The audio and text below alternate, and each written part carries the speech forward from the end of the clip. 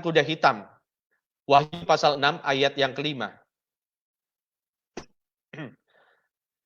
Ini ayat hafalan banyak saudara-saudara yang ada di sini. Saya yakin sekali ini. Saudara pasti sudah hafal ayat ini.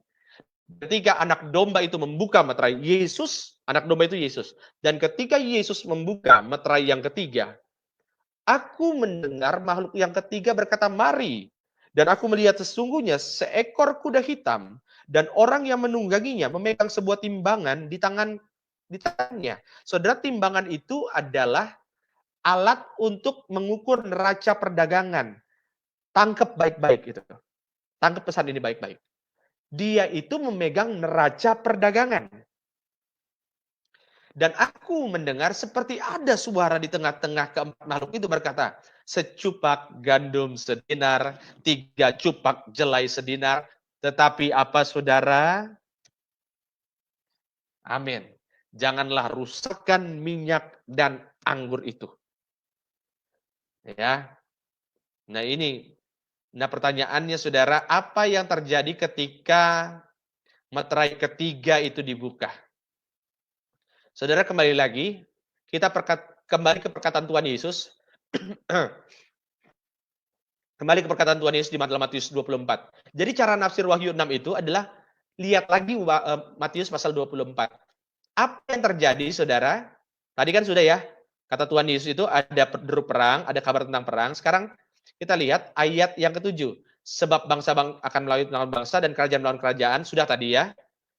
Akan ada kelaparan dan gempa bumi. Saudara lihat nggak bahwa Wahyu pasal 6 itu seturut dan selaras dengan Matius pasal 24. Itu sama, runutannya juga sama. Nanggep ya? Saya ulang. Wahyu pasal 6 dengan Matius 24 itu runutannya sama. Jadi sudah jelas bahwa yang berkata di Matius 24 adalah pribadi yang sama yang memberikan penglihatan kepada Yohanes dalam kitab Wahyu. Ini sama ini saudara. Oke. Nah, jadi sekarang kita kembali ke Wahyu. Kalau gitu apa yang terjadi ketika meterai ketiga yang dibuka? Meterai ketiga yang dibuka itu saudara dikatakan secupak gandum sedinar. Saudara tahu ya sedinar itu kalau dalam Matius itu dikatakan ada pekerja, dia bekerja upahnya sedinar 1 hari. Jadi satu dinar itu adalah upah 1 hari. Saudara kalau punya buruh, buruh itu rata-rata upahnya 220.000 per hari. Jadi saudara nanti punya uang 220.000, sekarang ini punya uang 220.000, itu hanya bisa beli secupak gandum. Secupak gandum itu kalau dibuat bakmi cuma dapat 2 mangkok, saudara. Iya.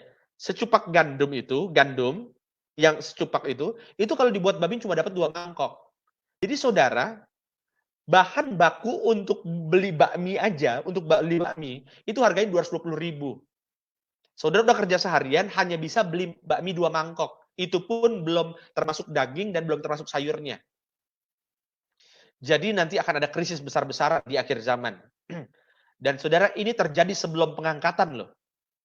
Jadi sebelum pengangkatan ini semua akan terjadi. Loh, kok begitu Pak? Kenapa sebelum pengangkatan terjadi? Karena Tuhan Yesus yang bilang, ya.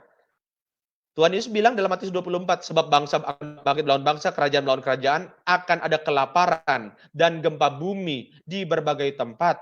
Akan tetapi semuanya itu baru permulaan penderitaan menjelang zaman baru. Gitu ya saudaraku. Nah jadi nanti di akhir zaman itu akan ada krisis yang terjadi secara besar-besaran. Ya, saudara mungkin udah mulai deg-degan. Wah, berarti Pak akan ada krisis. Ya, ada krisis. Ada kelaparan? Ya, ada kelaparan. Semua harga naik? Ya, semua harga naik. Tapi di tengah krisis itu ada suara yang melegakan yang didengar oleh Yohanes. Suara itu adalah jangan rusakkan minyak dan anggur itu. Siapa minyak dan anggur?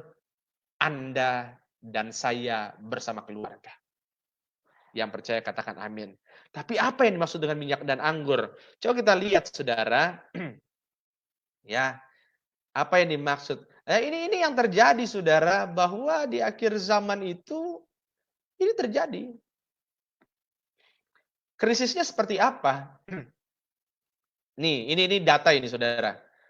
Ini baru dari Food and Agriculture Organization, itu FAO, di bawahnya PBB. COVID-19 itu, ya saudara, itu sebetulnya bukan krisis, itu hanya puncak gunung es. Yang lebih berbahaya daripada COVID-19 adalah kelaparan. Bapak Ibu mungkin berapa hari yang lalu, mungkin 1 hari yang lalu, ya, ini 3 hari yang lalu, berita 3 hari yang lalu ini. Saudara, ini berita 3 hari yang lalu. Artinya ini hari Sabtu, Jumat, Kamis, hari Rabu ini berita. Pak Jokowi, presiden kita, dia bilang bahwa karena memang ada prediksi Indonesia akan kelaparan, akan kekeringan, mohon maaf. Indonesia akan kekeringan. Ya, saudara tahulah dampak dari kekeringan itu apa. Ya, saudaraku yang terkasih dalam Tuhan. Nah, ini akan terjadi, saudara. Krisisnya akan seperti ini. Dan jadi nanti di akhir zaman akan terjadi krisis besar-besaran. Pertanyaannya, siapa itu minyak anggur? Minyak anggur itu ada banyak orang yang nafsir bahwa minyak anggur itu adalah seluruh orang Israel. Dan itu ada benarnya, saudara. Jadi nanti di akhir zaman, ya, ada yang bilang seluruh orang Kristen. Ini tafsiran umum. Saya jujur tidak setuju dengan tafsiran ini. Ya, saudara, karena di akhir zaman itu yang tidak dirusakkan bukan seluruh orang Kristen. Karena akan ada banyak orang Kristen juga yang secara jujur akan mengalami krisis. Jadi tafsiran satu ini salah ya Bapak Ibu ya, saya nggak setuju. Saya ulangi, karena ada banyak orang Kristen di akhir zaman yang akan mengalami krisis. Lalu ada tafsiran kedua, dia bilang begini, bahwa minyak anggur itu berbicara mengenai bangsa Israel. Dan ini saya cukup percaya Bapak Ibu, bahwa di akhir zaman nanti, yang lain krisis, bangsa Israel itu nggak akan ada krisis sama sekali, nggak akan ada. Ya, saya ulangi, ini penting ini. Di akhir zaman, saudara, ketika semua bangsa itu mengalami krisis, bangsa Israel itu nggak krisis. Tapi, saudara, kita harus tahu, tafsiran saya, siapa itu minyak anggur? Minyak anggur itu adalah Anda dan saya yang mengerti, yang terima berita tentang pengorbanan Yesus di atas kayu salib, kita yang memperingati kematian Yesus, pengorbanan Yesus di atas kayu salib, dialah yang disebut dengan minyak dan anggur. Jadi minyak dan anggur adalah orang yang mengingat pengorbanan Tuhan Yesus di atas kayu salib. Minyak dan anggur itu berbicara orang yang memiliki tanda minyak dan bersatu dengan anggur. Saudara, jadi minyak anggur itu adalah Anda dan saya. Amin. Kita yang dimeteraikan dengan kuasa pengurapan dari sorga dan juga kuasa tubuh dan darah Tuhan Yesus. Dan ini nggak bisa ditolak.